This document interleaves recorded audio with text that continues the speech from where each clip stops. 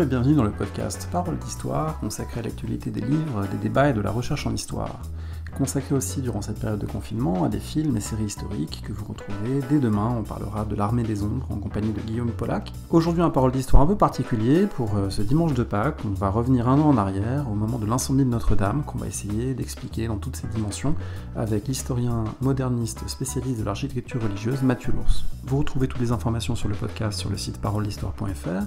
Vous en trouvez également sur les réseaux sociaux.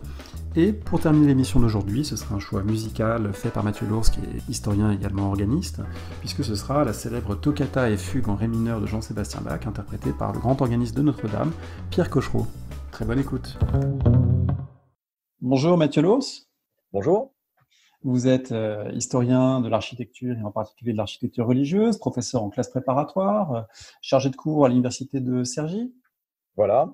Et vous avez notamment rédigé un livre qui devait paraître, mais le confinement nous oblige à reporter évidemment le plaisir de le découvrir, Les Églises en ruine, les invasions barbares à Notre-Dame, aux éditions du Cerf. Donc ce sera pour mai-juin, disons, au moment où on pourra de nouveau aller visiter le patrimoine religieux. Voilà, on s'occupera des ruines quand on pourra à nouveau sortir, aller les voir. Très bien. Alors, je rappelle également que votre thèse a été publiée aux éditions Picard, L'autre temps des cathédrales, donc les cathédrales à l'époque moderne.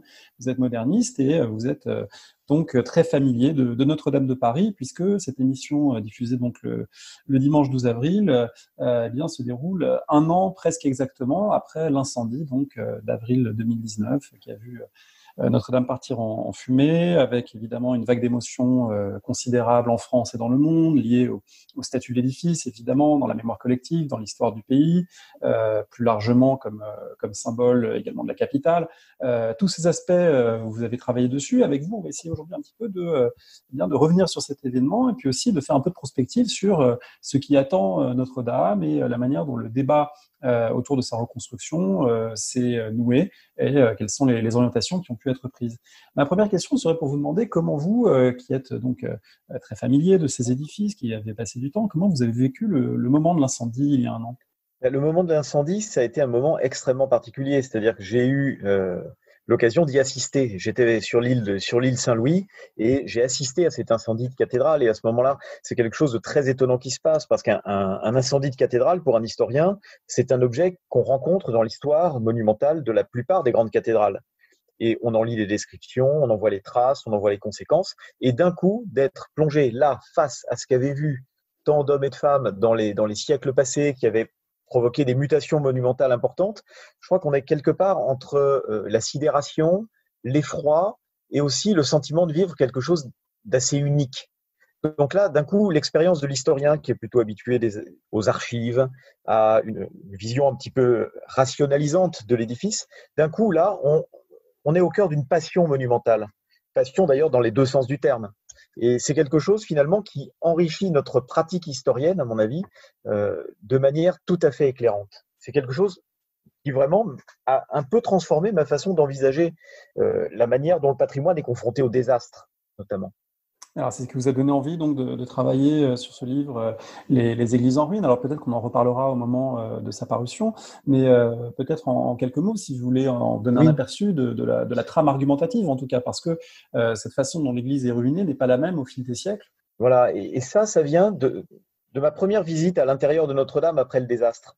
C'est-à-dire que en montant aux tribunes, montant dans les tribunes, en se plaçant dans l'axe du chœur, d'un coup, le ciel, les tours, la nature entrait dans la cathédrale. Une lumière différente, un air différent. Et j'ai eu l'impression d'un coup d'être dans une peinture ruiniste du XVIIIe siècle, dans un tableau d'Hubert Robert, par exemple, ou dans un Turner qui représenterait une abbaye anglaise. Et je me suis dit, il y a l'incendie qui nous rappelle le Moyen-Âge, il y a cette vision presque post-romantique de la cathédrale en ruine. D'où viennent ces images? Et ces images, elles viennent d'expériences d'églises en ruine qui se sont stratifiées dans notre histoire culturelle. Et j'ai eu envie de faire comme ça une étude rétrospective de ce motif iconographique, de ce motif culturel, de ce motif spirituel qu'était l'église en ruine ou la ruine d'église, parce que c'est deux choses différentes mais qui sont quand même largement complémentaires. Et on se rend compte qu'il y a comme ça une typologie des ruines. Notre-Dame rentre dans la typologie des ruines transitoires, c'était des édifices en ruines appelés à être restaurés. Il y a des ruines définitives, il y a des ruines d'abandon, il y a des ruines causées par des accidents, il y a des ruines causées par des destructions volontaires. Donc, il y avait quelque chose à éclairer, essayer de voir un petit peu quels étaient les fils, à la fois à partir des vestiges existants, à la fois à partir des représentations littéraires et picturales de ces édifices en ruine, et puis voir aussi pourquoi certaines ont été laissées en ruine et pourquoi aujourd'hui elles nous provoquent comme ça cette espèce d'émotion patrimoniale tout à fait particulière. Vous l'avez dit, ce n'est pas la première cathédrale qui brûle, et au XXe siècle, il y a des épisodes en France très importants de cathédrales qui ont brûlé. Vous l'avez d'ailleurs évoqué dans un documentaire, l'émission Parole d'Histoire est diffusée le dimanche 12 avril 2020, et ce même jour, je crois, est diffusé sur France 2, un documentaire auquel vous avez participé, sur ces églises, ces cathédrales plutôt qui ont brûlé, à Rouen, à Nantes et à Reims, évidemment, au cours de la Première Guerre mondiale. Est-ce que ces trois épisodes donnent des éclairages quand on les met en parallèle avec celui de Notre-Dame ? Oui, il s'agit vraiment de comprendre qu'une cathédrale qui brûle, c'est toujours significatif d'un moment historique. Et quand Julien Leloup, réalisateur du documentaire, m'a contacté pour savoir si je voulais travailler avec lui là-dessus, j'ai immédiatement été séduit parce que les grands incendies de cathédrales du XXe siècle, ils sont liés à des drames, à des passions. Alors, il y a d'abord évidemment l'incendie de Reims, qui est emblématique de la Première Guerre mondiale, qui a été utilisé pour développer la rhétorique d'une barbarie allemande face à la civilisation française du patrimoine et de l'architecture. Avec d'ailleurs tout un débat passionnant sur l'origine du gothique, puisqu'évidemment, une cathédrale gothique détruite par des gens qu'on surnommait justement à l'époque les Gauléens, qu'on envoyait du côté de la barbarie, il a fallu redéfinir ce terme et savoir finalement si le gothique était bien français, s'il n'était pas germanique. Il y avait aussi tout un jeu d'appropriation des termes même d'architecture autour de cet enjeu. Oui, notamment les Allemands au XIVe, XVe siècle appelaient le gothique opus francigenum, l'art français. Ce qui pose des difficultés. Est-ce qu'on peut dire facilement en 1915 que la cathédrale de Cologne est en fait un édifice largement inspiré de la cathédrale d'Amiens? C'est très dur. Mais les Allemands ont développé une rhétorique qui visait à les disculper face à ce qui s'était passé à Reims. Mais évidemment, les productions des érudits allemands en 1915 ne sont pas du tout diffusées. Elles sont diffusées en Allemagne, éventuellement en Autriche, alors que celles des érudits français sont diffusées dans tout le monde anglo-saxon, par exemple. Et l'argumentaire des Allemands en 1915, ce sont les Français qui ont transformé la cathédrale en objectif militaire en faisant un poste d'observation. Donc il y a aussi cette idée de dire ce sont les Français qui ont transformé un monument historique en objectif de guerre. C'est effectivement un épisode qui a fait couler énormément d'encre, pas seulement de textes, mais aussi énormément de tableaux, de représentations graphiques, de cartes postales. C'est devenu une icône, presque, cette cathédrale de Reims. Oui. Elle a pourtant été reconstruite. Il y a eu ensuite la phase de la reconstruction. Alors là aussi, il y a des éclairages peut-être par rapport au destin futur de Notre-Dame. Effectivement, parce que Reims a été au centre d'un débat très important, très nourri. Fallait-il la laisser en ruine comme mémorial de la barbarie allemande ou mémorial de la guerre? Il y a des voix qui se sont élevées à ce moment-là, Édouard Herriot, Auguste Perret, donc un homme politique, un architecte, qui voulait en faire un mémorial. Et puis, il y a eu la volonté, d'une part des catholiques, et puis des tenants d'une rénovation du monument historique blessé, qui vont finalement l'emporter pour plusieurs raisons. D'abord parce que la doctrine des monuments historiques telle qu'elle existe en France au début du XXe siècle, c'est déjà la nôtre, c'est-à-dire que si on a un édifice qu'on peut reconstruire techniquement, pour lequel on a des relevés précis et qui a un intérêt patrimonial notable, on le fait. Ça, c'est la première raison. La deuxième raison, c'est que Rockefeller a financé une bonne part de la reconstruction. Donc, on avait cette stimulation par l'argent américain. Et puis, la troisième, c'est la loi de 1905, c'est-à-dire que la cathédrale est affectée au culte catholique et que cette affectation ne peut cesser que s'il y a désacralisation de la part de l'autorité ecclésiastique. Et bien évidemment, l'archevêque de Reims n'avait aucune envie de désacraliser sa cathédrale. C'est l'épisode le plus connu. Ceux de Rouen et de Nantes, en dehors de ces deux régions, sont peut-être un petit peu moins connus de celles qui nous écoutent. Est-ce qu'on peut aussi les éclairer brièvement ? Bien sûr, d'autant que celui de Rouen est particulièrement intéressant. La cathédrale a été frappée à deux reprises par des bombardements, d'abord en 1940 et puis surtout en 1944, en juin 1944. À deux reprises. Donc, il y a des torpilles qui ont perforé la voûte du chœur, la tour Saint-Romain est partie en flammes, et il y a eu une tentative de la part du régime de Vichy de retourner l'opinion française contre les Anglo-Américains en utilisant l'image de la cathédrale de Rouen et plus largement des églises de Rouen en flammes lors des bombardements. Et il y a une affiche de propagande vichiste qui est très intéressante où on voit Jeanne d'Arc au bûcher et au lieu des bûches, vous avez le vieux Rouen avec ses églises et ses clochers qui brûlent. Et il est inscrit sur l'affiche. Les assassins reviennent toujours sur les lieux de leur crime. Voilà, encore un coup des Anglais, évidemment. Voilà. C'était pas les Allemands, c'est les Anglais, mais ça n'a pas marché parce que, évidemment, les Rouennais ne sont pas devenus collaborationnistes à cause de cela. Hein. Même si certains se demandent si le fait qu'on ait eu un maire de droite à Rouen, et quasiment un des seuls maires de droite élus en 1945, eh bien, si c'est pas lié à cet épisode-là, et notamment chez les vieux Rouennais qu'on peut encore interroger, il y a cette idée qu'on se souvient que ce sont des sapeurs allemands qui ont aidé les pompiers français à éteindre l'incendie. Donc il y a quand même eu quelque chose de très particulier qui s'est joué là, même si ça n'a pas finalement pu rallier les Français à un régime condamné et condamnable, mais il y a eu une tentative qui disait quelque chose du ressenti des populations face à l'incendie de leur cathédrale. Alors l'incendie de Nantes, il est plus récent, mais il est Oui, c'est également le plus éclairant. proche de Notre-Dame. C'est lié à des travaux également? Oui, c'est ça. C'est-à-dire que mais cette idée qu'une cathédrale puisse brûler pendant les travaux, c'était déjà le cas au Moyen Âge. Parce que dès que vous travaillez sur des toitures avec du plomb, avec du métal, il faut forcément rapprocher une source de chaleur d'un endroit où il y a plein de bois. Et donc, à Nantes, en 1972, c'est un chalumeau qui échappe au contrôle d'un ouvrier et toute la charpente part en flammes. En quelques heures, comme à Notre-Dame. C'est vraiment, les images sont incroyablement comparables. Quand on voit la charpente de Nantes réduite à l'état de braise et celle de Notre-Dame.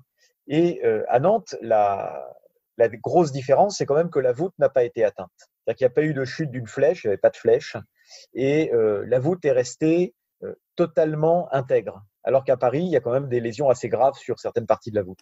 Justement, ces lésions, parlons-en, puisque vous faites partie des rares personnes qui ont accédé à l'intérieur de Notre-Dame. Bon, pas si rare, il y a évidemment tout un groupe de gens qui ont accédé, mais disons que pour le commun des Parisiens ou des Français, c'est un peu mystérieux, c'est un peu une boîte noire désormais Notre-Dame, même si on a vu quelques photos dans la presse, on a du mal à se représenter l'intérieur de l'édifice. Alors, qu'est-ce que vous pouvez nous dire finalement de l'état de ces lieux, de l'état des dégâts, de ce qui vous a frappé? Vous avez parlé tout à l'heure de l'émotion qui vous a frappé en y pénétrant, mais maintenant, en plus, avec les lunettes de l'historien et de l'histoire de l'architecture, qu'est-ce qui vous frappe dans l'état actuel de l'édifice? Moi, ce qui me frappe, c'est la résilience de cette architecture. C'est-à-dire que la cathédrale est, dans sa statique, tout à fait, elle a vraiment bien encaissé le choc. Et ça nous renvoie face aux cathédrales de la Première Guerre mondiale, Soissons, Noyon, Reims, qui ont elles aussi finalement assez bien résisté à des pluies d'obus et à des incendies. Notre-Dame, heureusement, n'a subi que l'incendie, mais la statique de l'édifice a quand même permis de sauver l'essentiel. Bien évidemment, ce qui est impressionnant, c'est de voir la voûte crever en 3 endroits principaux et avec également d'autres lésions un peu plus petites. Mais cette chute des voûtins, cette chute des voûtes, elle est inquiétante, mais on a déjà restauré des édifices qui étaient bien plus abîmés que ça. Donc, d'abord, cette vue de l'intérieur de Notre-Dame m'a en quelque sorte rassuré sur sa capacité de résister, comme d'autres cathédrales, à ce type de drame. Ça n'enlève rien, évidemment, au déchirement que ça puisse représenter que d'être dans un édifice comme ça qui a subi un tel bouleversement. Du point de vue des œuvres, des décorations, des ornements, est-ce que là aussi, le bilan est très lourd? Bien, les œuvres ont été remarquablement bien préservées par les pompiers, par les responsables de la cathédrale, par les services des monuments historiques. Et il n'y a pas d'œuvre qui ait été totalement anéantie. Et les œuvres sont même plutôt dans un relatif bon état de conservation. Il peut y avoir eu peut-être des moisissures qui se développent à cause de la quantité d'eau qui a été déployée pour sauver l'édifice, mais rien, en tout cas de ce que j'ai pu voir, et je n'ai pas tout vu, et je ne suis pas non plus expert en restauration de peinture, mais rien ne me semblait perdu. Du point de vue des vitraux, on a eu très peur au moment même de l'incendie sur les chaînes d'information qui en ont parlé Oui. en disant on a quelques heures pour sauver les vitraux. Qu'en est-il? Bien, les vitraux sont là. Les vitraux sont là. J'ai pas encore eu de conclusion ou d'expertise. Ils ont peut-être souffert. Il y a peut-être sans doute des restaurations à opérer, mais les 3 grands ensembles de vitraux médiévaux, c'est-à-dire les 3 roses, sont là. Ils sont là et n'ont pas été crevés. Les plombs ont tenu parce que finalement, Les pompiers ont éteint très vite le brasier qu'il y avait à l'intérieur de la cathédrale. Ils ont vraiment agi exactement comme il fallait le faire. Et puis, l'incendie a été quand même globalement circonscrit sur les parties hautes, au-dessus des voûtes. Et donc, les vitraux ont été préservés. Même si dans le transept nord, la chute d'un voûtin aurait pu faire craindre le pire, bien, heureusement, ça n'est pas arrivé. Tout le langage que vous employez nous démontre aussi à quel point c'est un édifice qui est très bien connu, pour lequel on disposait de toute une série de relevés. Et ça m'amène à vous poser la question, dans quelle mesure, d'abord, l'événement lui-même a pu peut-être contribuer à la connaissance de Notre-Dame, ou en tout cas faire un bilan peut-être synthétique des connaissances sur Notre-Dame, ou peut-être même est-ce qu'il a renouvelé l'approche qu'on a de cet édifice. Est-ce que cette cathédrale éventrée maintenant, d'une certaine manière, on la connaît différemment? Alors, on la connaissait beaucoup mieux depuis les travaux d'Andrew Tallon et de certaines équipes américaines qui avaient procédé à un scan général de l'édifice et on avait appris des choses extrêmement intéressantes, notamment sur la présence d'arcs-boutants ou non dès l'origine de la construction, sur la manière dont s'opérait la statique monumentale. Fort heureusement, ces études nous faisaient mieux comprendre comment la cathédrale tenait, comment elle avait tenu, comment elle avait été remaniée justement pour améliorer sa statique. Mais il y a quand même des choses qu'on découvre, et notamment qu'on constate en comparant l'incendie de Notre-Dame avec d'autres cathédrales. Par exemple, pourquoi la voûte a-t-elle cédé à Paris, en 3 endroits, alors qu'à Chartres, en 1836, quand la charpente brûle dans des circonstances absolument comparables, la voûte a tenu? Parce qu'on a découvert qu'à Paris, la voûte est beaucoup plus mince qu'à Chartres. Et ça, sur l'épaisseur des voûtes, on avait des idées, mais on ne pouvait pas forcément faire des sondages dans les voûtes comme ça pour voir de quoi il en retournait. Et le choix d'une voûte relativement légère à Paris avait permis de monter assez haut, mais évidemment, c'était beaucoup moins résistant que la masse de matériaux finalement qu'on a à Chartres. Cet incendie a suscité presque immédiatement un intense débat aussi bien parmi les spécialistes qu'un débat public autour de ce qu'il faudrait faire pour cet édifice, le reconstruire, mais le reconstruire comment, à l'identique ou pas. Alors peut-être que ce débat, il faut le trier un petit peu pour l'aborder parce qu'il y a différentes questions qui ont été posées. Oui. Peut-être d'abord la question la plus générale, la question de l'apparence de l'édifice, à l'identique ou non. Il a été envisagé un geste architectural, il a été envisagé quelque chose de radicalement neuf pour projeter la cathédrale vers le futur. Ça semble pas être, à ma connaissance, en tout cas, l'option finalement retenue. Qu'est-ce que vous avez pensé de cette première tournure du débat? C'était assez stimulant quand même d'imaginer qu'on puisse faire comme au Moyen-Âge, c'est-à-dire reconstruire la cathédrale suivant le style du temps et pas suivant le style de l'époque de ce qui avait été détruit. Stimulant, c'était finalement intéressant de voir ce que les architectes pouvaient proposer comme ça dans un premier jet.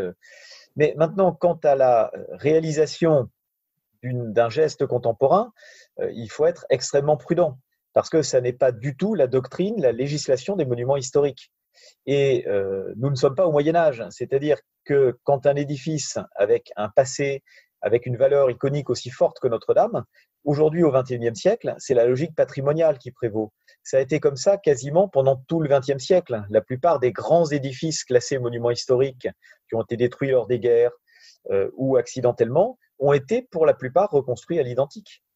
Et je crois que c'est une voie qu'il faut suivre parce qu'elle permet justement une sorte de résilience face aux monuments. Et puis les grandes chartes, Athènes, Venise, Cracovie, disent que c'est finalement comme ça qu'il faut agir lorsqu'on a ce type d'édifice face à soi. C'est-à-dire que la flèche de Viollet-le-Duc, c'est une œuvre de Viollet-le-Duc qui est l'un des plus grands architectes français du XIXe siècle. On a les moyens de la restituer, on la connaît parfaitement. Bon, c'est quand même délicat de dire qu'on tourne la page, d'autant qu'un incendie accidentel n'a pas la force d'un événement traumatique comme aurait pu l'être une guerre ou un attentat pour lequel on aurait peut-être eu besoin que l'édifice accompagne un processus de mémoire sur l'ensemble de ce que la communauté a vécu à travers lui. Là, c'est un incendie accidentel. À l'image peut-être de ce qui s'est passé à New York avec les tours du World Trade Center, Voilà. pour lesquelles l'identique finalement n'avait peut-être pas la dimension symbolique nécessaire pour assumer l'événement traumatique. Oui, et puis la grande différence fondamentale, c'est qu'il n'y a pas eu de mort, Dieu merci, lors de l'incendie de Notre-Dame. Donc il y a une mémoire monumentale blessée, mais il n'y a pas de vie brisée. C'est pas un lieu dans lequel il y a eu des vies perdues qu'il faudrait commémorer. C'est évidemment une dimension importante. Vous l'avez dit, mais ça Oui. mérite d'être souligné. L'identique, c'est pas un identique strictement médiéval, puisque cet édifice a eu plusieurs vies et plusieurs strates. Et donc, quelles sont les différentes strates temporelles qu'il faut reconstruire, puisqu'il y a Viollet-le-Duc, mais il y a aussi les bâtisseurs du XIIIe siècle. Donc, comment doit s'étaler finalement la reconstruction? Alors, c'est tout le problème, c'est que la partie qui était du XIIe, XIIIe siècle, c'était la charpente, c'est-à-dire c'était la partie qu'on ne voyait pas.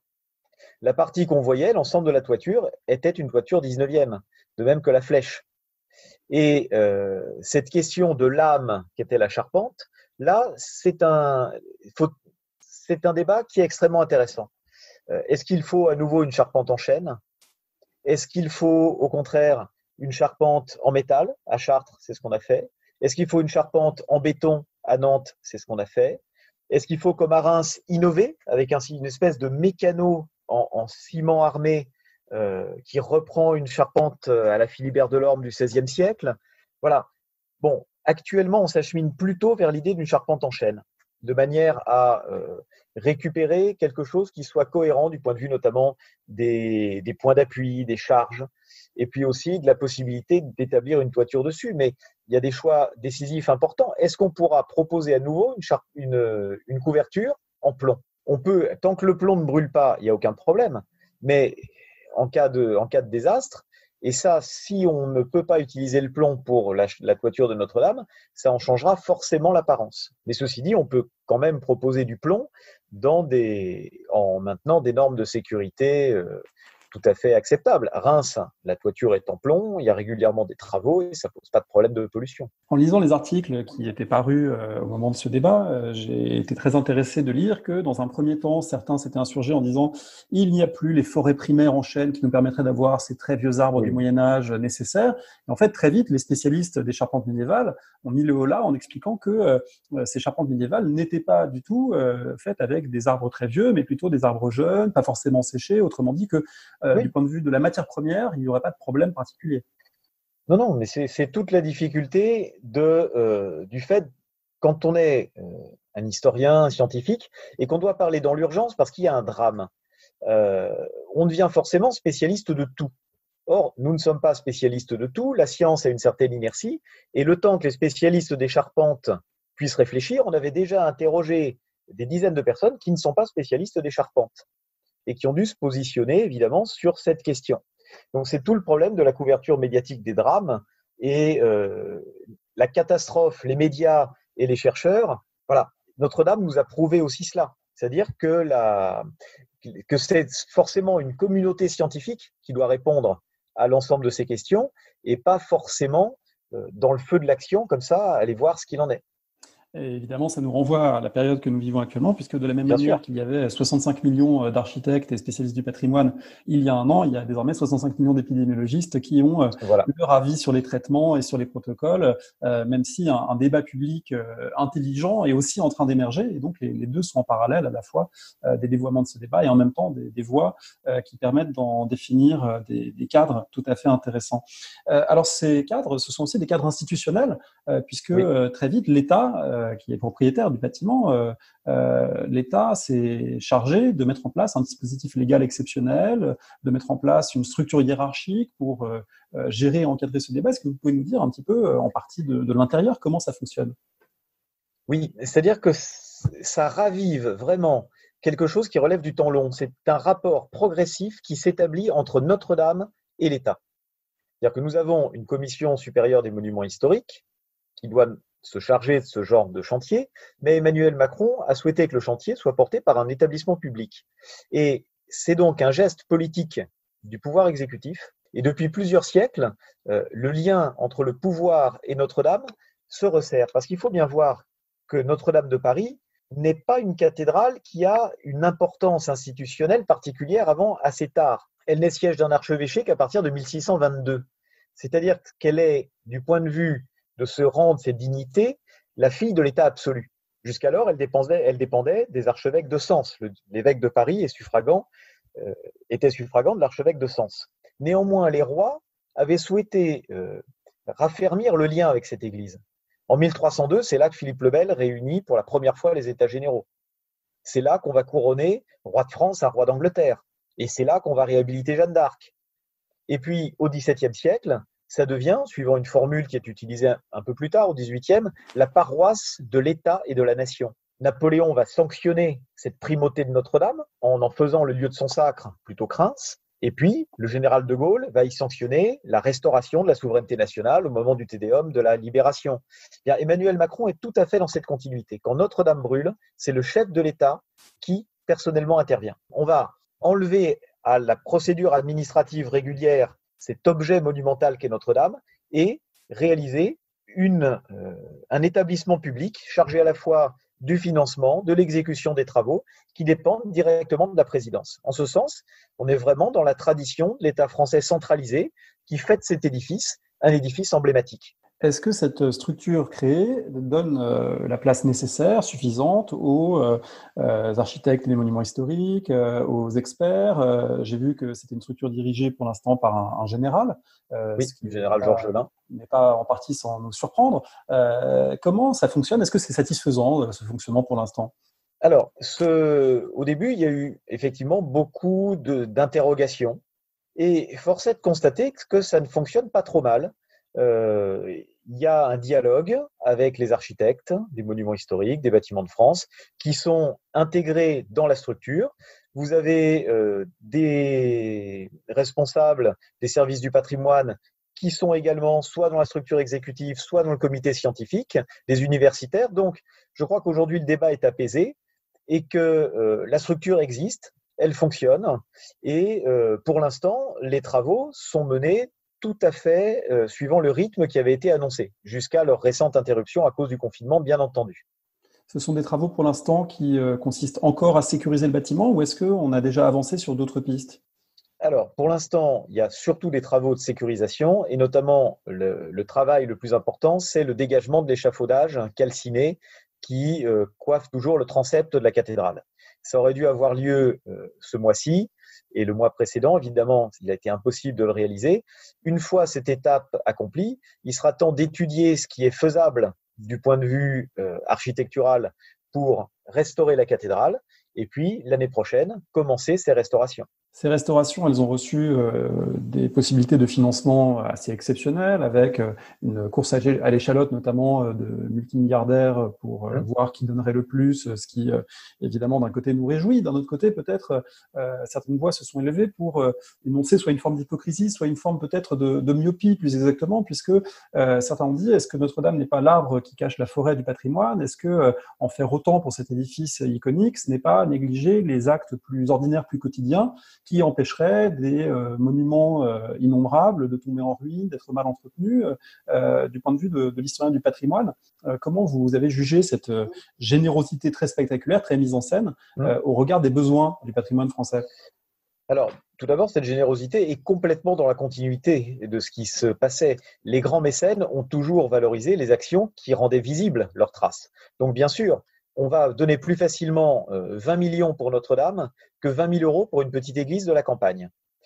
Et là, c'est à ce moment-là que doivent intervenir les pouvoirs publics, en prenant leurs responsabilités et en instaurant une possibilité de ruissellement, pour reprendre un terme à la mode, de ruissellement patrimonial des grands édifices vers les plus petits. Il en va aussi d'une égalité des territoires. Pourquoi est-ce que dans un village, l'église qui menace ruine ou qui a brûlé ne pourrait-elle pas bénéficier aussi du grand mécénat par le biais d'une possibilité pour ces mécènes peut-être de donner parfois un chèque en blanc, c'est-à-dire qui irait au patrimoine suivant ses besoins. C'est-à-dire instaurer peut-être une proportionnalité du don. Que quand on donne pour un édifice majeur 20 millions, il y ait peut-être 10-20% de la somme qui soit reversée au service des monuments historiques, de manière à ce qu'ils puissent utiliser cette somme sur les autres édifices, évidemment avec reconnaissance aux mécènes. Parce que je crois qu'il y a aussi besoin dans les territoires, et notamment dans les territoires de la France rurale, de ce lien important avec le grand financement. Merci Mathieu Lours pour tous ces éclairages. Est-ce que, pour terminer, vous auriez des conseils de lecture que vous pourriez donner à ceux et celles qui nous écoutent et qui iront lire dès le confinement levé dans leur bibliothèque préférée? Voilà. Alors, parmi les sommes sur Notre-Dame, bien évidemment, il y a dans la collection La grâce d'une cathédrale aux éditions La Nuée Bleue, le volume consacré à Notre-Dame de Paris, qui est la dernière somme produite par les meilleurs spécialistes sur Notre-Dame. Il y a également l'ouvrage de Denis Sandron sur Notre-Dame de Paris, qui est remarquable, avec une mise à jour architecturale sur tout ce qui s'est passé architecturalement parlant pendant la construction et les revirements. Et puis relisez Victor Hugo. Relisez le Notre-Dame de Paris de Victor Hugo, et notamment le passage avec l'incendie allumé par Quasimodo pour mettre en fuite les brigands de la Cour des Miracles, parce que là, vraiment, on a la jonction entre l'incendie qu'on a vu, l'idée de l'incendie romantique, et puis l'idée de drame, l'idée de catastrophe, l'idée de climax dramatique. Et je crois qu'on a besoin aussi de cette projection dans ces horizons romanesques avec ce qu'on vit aujourd'hui. Merci beaucoup. Et en plus, ça, c'est facile puisque de chez soi, chacun peut le faire, puisque Notre-Dame de Paris se trouve très facilement en ligne. Un très beau conseil pour terminer. Merci beaucoup. Merci. Merci de nous avoir écoutés. On se retrouve demain pour une émission consacrée au film L'Armée des Ombres de Jean-Pierre Melville. On se quitte avec un extrait de la Toccata et Fugue en ré mineur de Jean-Sébastien Bach, joué à l'orgue de Notre-Dame par Pierre Cochereau.